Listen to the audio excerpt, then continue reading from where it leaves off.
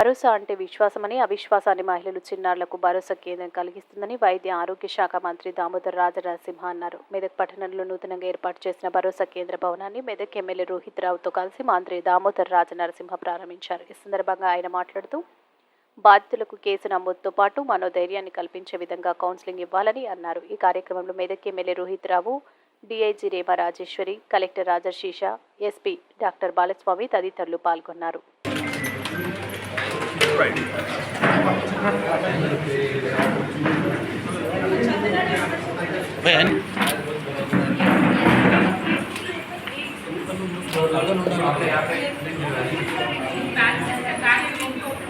జిల్లా హెడ్ క్వార్టర్స్లో భరోసా అంటే విశ్వాసం భరోసా అనే ఒక కేంద్రాన్ని ఈరోజు ఇనాగ్రేట్ చేయడం జరిగింది. భరోసా యొక్క ముఖ్య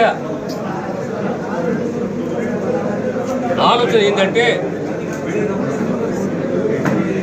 మహిళలే కానీ పిల్లలే కానీ ఎలాంటి అత్యాచారాలకు గురైనా తక్షణమే వారిని ఆదుకోవాలి, వారికి సైకాలజీ కౌన్సిలింగ్ ఇవ్వాలి, కేసు రిజిస్టర్ చేసేటట్టు కోఆర్డినేట్ చేసుకోవాలి, హాస్పిటల్ ట్రీట్మెంట్ ఇవ్వాలి, కేసు రిజిస్టర్ అయినప్పుడు ఆర్థిక సహాయం చేయాలి, చివరగా జడ్జిమెంట్ వచ్చినప్పుడు సంపూర్ణంగా ఆర్థిక మద్దతు పొందాలి.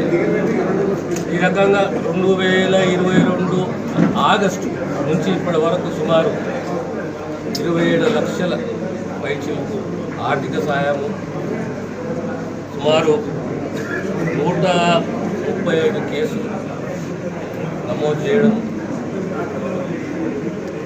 సో ఒక రకంగా ఈ కాన్సెప్ట్, ఈ ఆలోచన, ఈ ఆచరణ అనేది మహిళలకు, పిల్లలకు భరోసా ఇచ్చేది, ఆదుకునేది,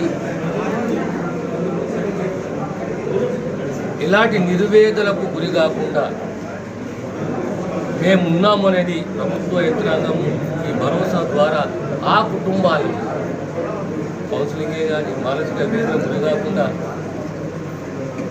కాపాడే విధంగా ఈ ఆర్గనైజేషన్ పనిచేస్తుంది.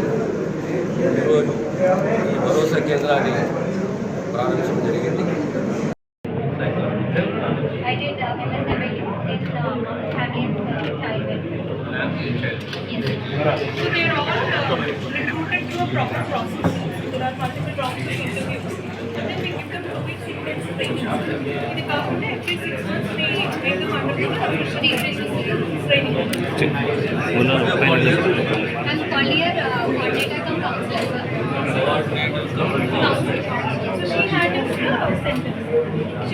You'll be handling the center? Yes.